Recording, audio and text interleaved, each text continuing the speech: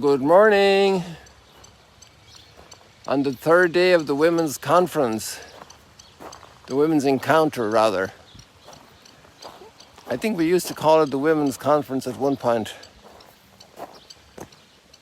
And here we have the Ponciana tree. You remember last week, a week ago, it had just one little splurge of red, and now it's a complete party, a festival of red. You didn't see the sun there, you just saw a light, one of the spotlights. But up here you see the moon. So we're going to walk over to this side and hopefully not miss the sunrise. Here by Ducan Altum. If this word was ever true, it's true today. Go out into the deep. Ducan Altum. You see, Ducan Altum is go out into the deep. And it might be to say to Peter and the church, go out into the deep waters to fish. But actually it has the deepest deep today. That's not the sun, people, that's just a night spotlight. And there you have the moon, the waning moon. You have the waning moon. It's a full moon that's waning. So it was full a couple of days ago. And I'm not going to ring the bell. Now we can see that the sunlight is coming. I don't ring the bell because people might be having a sensitive sleep and I don't want to wake them up at 20 to 6 in the morning. Or earlier, actually it's not even 20 to 6 yet, it's just 5:30 something. Look at this bougainvillea, isn't that marvelous? And I don't want to miss the sun. I think it's going to be coming if it's not coming already.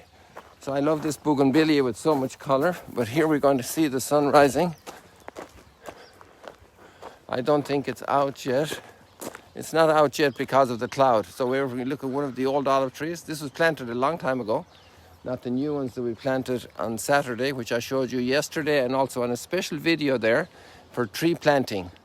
It has a picture of Father Juan Solana on it, at least in the YouTube version. I forget what the outside picture is on the Facebook version, but it was just there on Friday.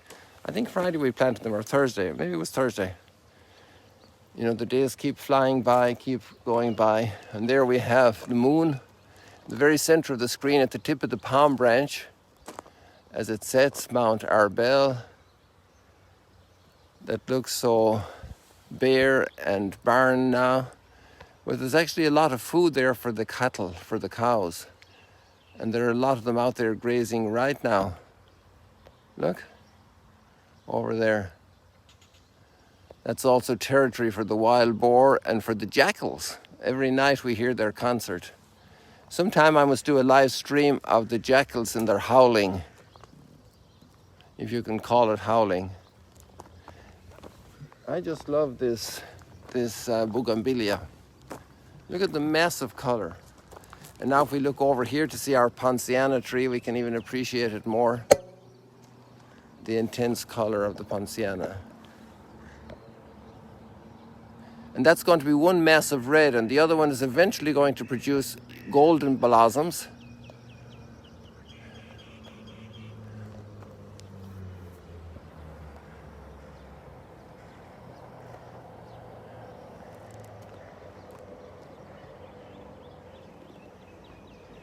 It almost looks like the colors of the Vatican flag with the yellow and white. And our own flag, our community, the Legionaries of Christ, we have red and white in our flag. So it's a nice mix of those colors. So let's go and watch the sun rise, because it's going to rise now at any moment. Oh, there it is. There it is. There's the sunrise.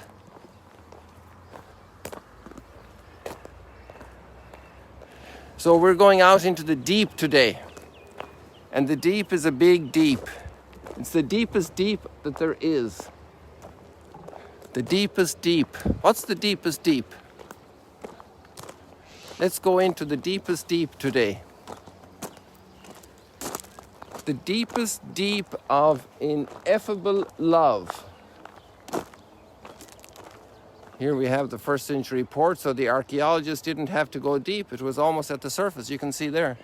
It's less than a meter under the ground. Maybe some parts a little bit more than a meter, but not much. Because also this ground, you see, is embankment of flooding debris deposit over 2,000 years. But then there's archaeology that goes deeper, and it goes down to the Iron Age, 3,000 years ago, time of David. And then you have archaeology that goes to the Chalcolithic area and to prehistory area. It goes deep, and these roots don't go deep. Some trees have very deep roots, but the olive tree roots are not very deep. That's why it's easy to transplant them successfully.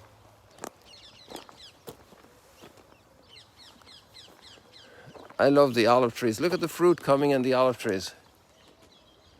Little olives coming here.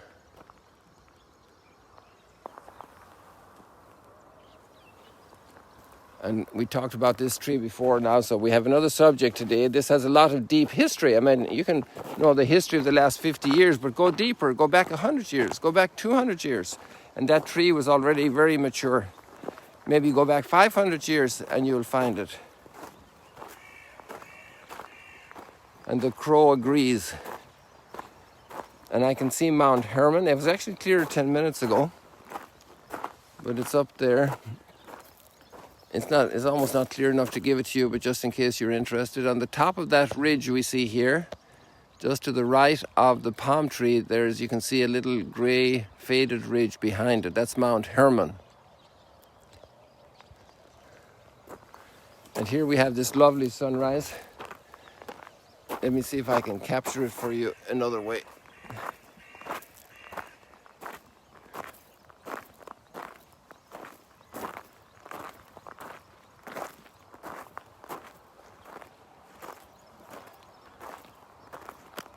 Yes, I can capture for you another way. Just hold on there a second.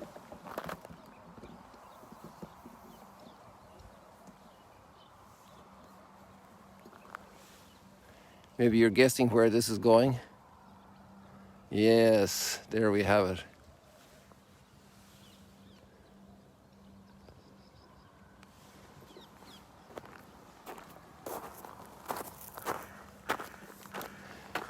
You know, we're always going deep, and there are reflections. Reality, there are many types of reflections in reality. Acoustic reflection, echo. And there's great echo inside Ducan Altum. And then you have light reflections.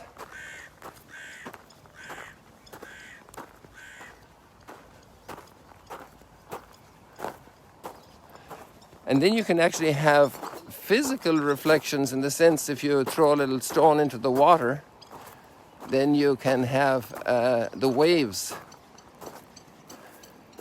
So we're going to go out so deep today that we're going to find the greatest waves ever made. How about that? The greatest waves ever made. But we have to go back to the source of the light.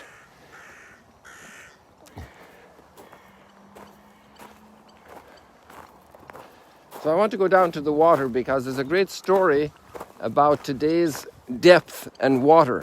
And it's not the one you have from the Gospel Ducan Altum, although we have it from the Gospel in a very powerful way.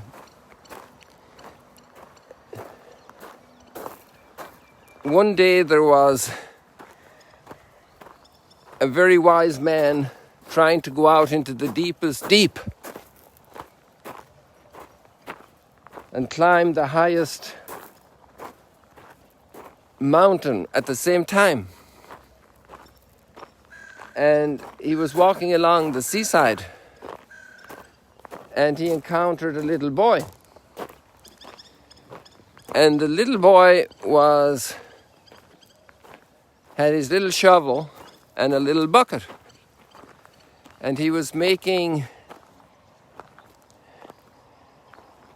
a hole in the sand, and he was going down to the water and taking a bucket full of water and pouring it into the hole.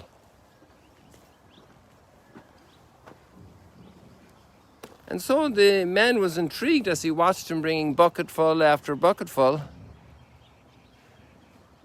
And he asked him, "Oh, what are you doing? What is the goal of your pursuit?" And the boy said to him, in all the innocence of a little boy, he says, "I'm going to put the whole ocean into this hole with my bucket." And the old man had a little compassion on the boy, and he said, "You know, that's not going to work. You're not going to succeed." And the boy said to him, "Well, you know what? I'm going to succeed before you succeed, going out into the deepest deep and the highest height." And the old man was struck. How could the little boy know what he was thinking? And this man went on to write one of the most important, groundbreaking works ever written about the deepest deep, about the Holy Trinity, the mystery of God. And there's a great lesson for us there. When we are in front of God, we are actually in front of the greatest deep and the highest height. Who can measure the breadth and the width and the depth and the height and the intensity and the passion of God's love? And this is what we are celebrating today. We went back there to see the Ponciana tree because I love the fact that it blossoms in full bloom for Pentecost.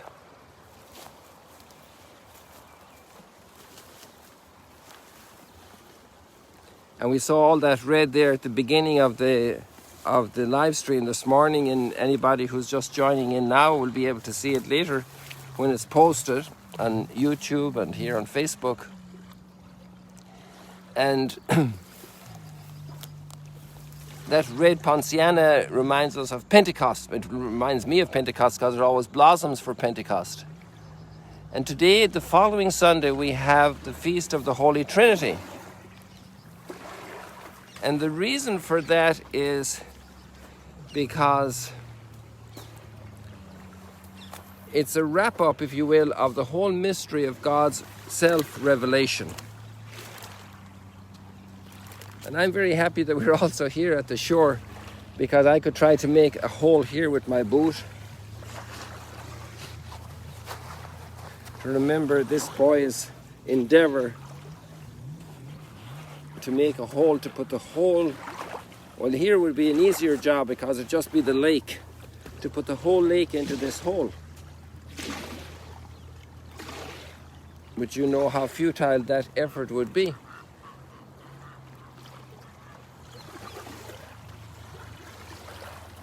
And so when we approach the mystery of the Trinity, that's why we use the word mystery as well, is we have to do it very humbly.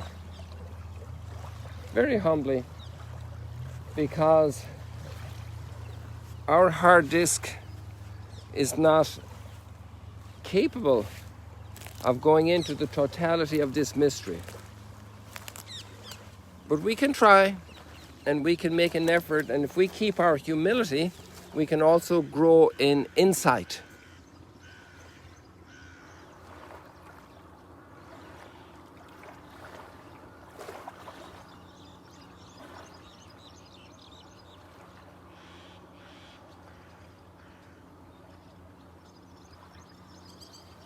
So let's go out into the deep. I just saw a little WhatsApp coming in right now of a mother who often follows our streams, and she's asking for special prayers for a daughter who's very ill and who had a very severe accident and who has much deeper problems. One thing is to have an accident, and another thing is to have the will to assault one's own life. And this young lady is in a very difficult situation. And here we see the mother with incredible love working, like I'm sure overtime is too little, to rescue her daughter from this situation. And it's a very difficult process with a lot of obstacles. And this is also a very interesting backdrop to understand the logic of the Holy Trinity. Because we came to know God from the midst of our miseries. And you know, that happens very often because when everything is going hunky-dory, we're kind of not really pushing to know God. I think we just had a fish jump there.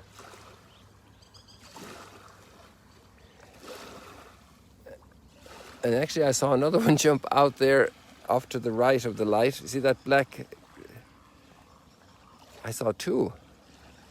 Yeah, that's a fish jumped 3 times. So it's in this shot, but I'm not sure if you got to see that fish jump. It was jumping over there. Yeah, you see it? I'm not sure if it got in the camera. I'm almost sure. Yeah, again. There's 2 of them jumping out there. That's crazy. These fish are so happy. But with the light and the focus, I'm not sure if you can see it. That's amazing. And to see 2 jumping simultaneously, that's pretty cool.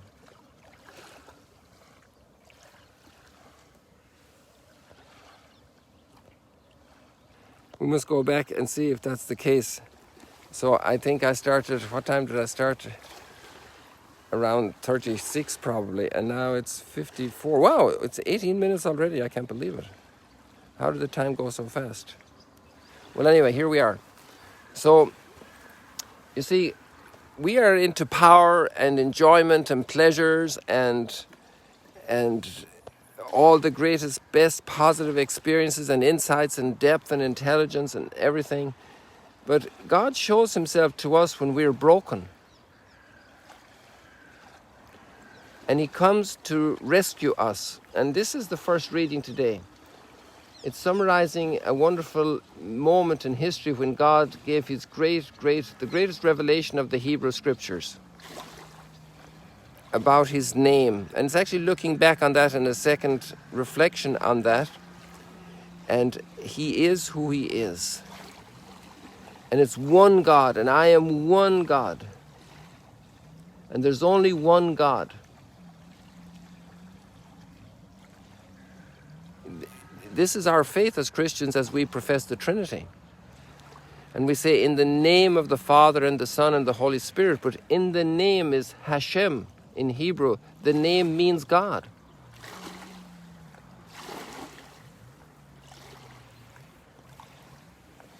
And when the people sinned, God revealed not just his power to take them out of Egypt, but he revealed his mercy. That he was merciful and good. And it's wonderful that the different monotheistic faiths emphasize God is merciful. It's a harder thing for us to imitate God's mercy. We are made in his image and likeness, but to be merciful. And this mother, I think, is a great example, and it's very, I think it's a direct human experience, how merciful parents are with children. How kind, how loving. And so God is not just power, he's mercy. And we had that Sunday after Easter Sunday. He's not just the power of overcoming death, but we contemplate his mercy rescuing the broken. And the Holy Trinity is contemplating this God who loved us so much, he gave his Son to redeem us. Who died such a horrible death with such deep love, even for those who were destroying him. Trying to destroy him. His mercy endures forever, and it exploded in the bursting of his heart, which was his death and our life. And God the Father had such It's such an incredible plan. It's like the greatest movie ever made, the greatest drama ever unfolded in human consciousness, the greatest revelation ever that God is merciful. And that this mercy became incarnate. The Word was made flesh and dwelt among us. God gave His only Son for love of us. And how this Son then loves the Father. And their mutual love, and that's hard for us to imagine, but don't forget about the boy with the ocean and the hole and the bucket to fill the ocean into the hole. And this love is truly divine person, just like the Word proceeding from the Father is person. The Holy Spirit, the love of God poured out into our hearts whom we have received. People, we are in front of an incredible mystery.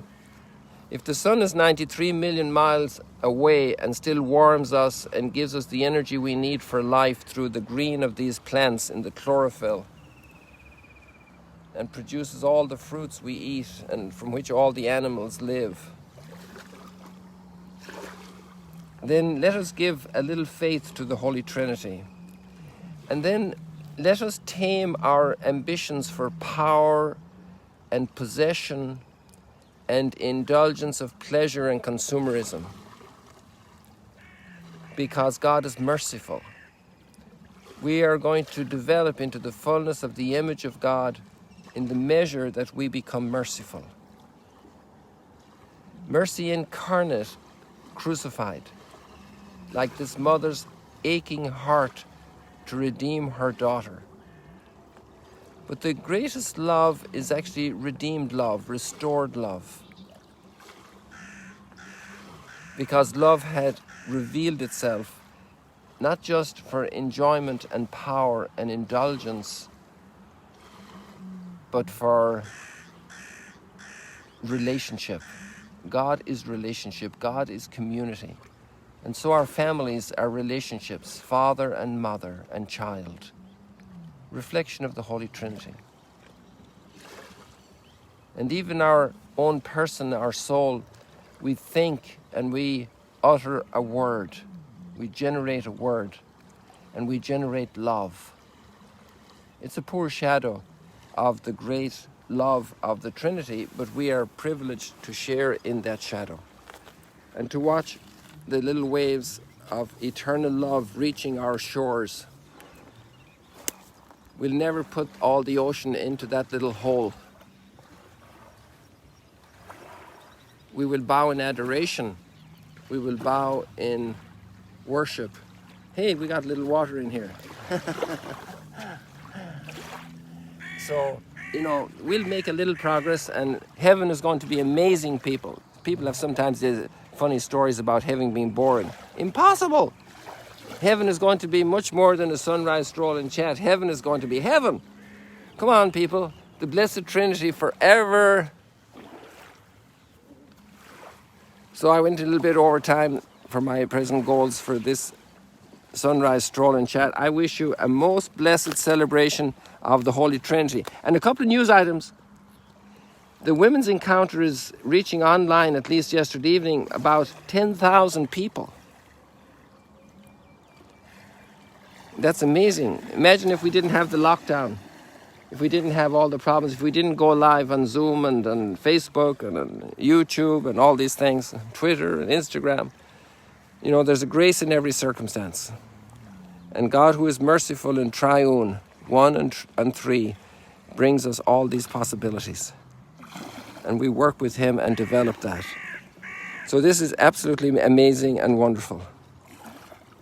May you be blessed today on the Feast of the Holy Trinity, and join in the keynote talk is today from Dr. Mary Schwartz, a doctorate in philosophy, written on the metaphysics of hospitality, and our subject is the hospitality in the woman's heart, a great reflection of the hospitality of the Trinity for the broken, the bruised, the hurting. God bless you. God bless you. See you later, alligators.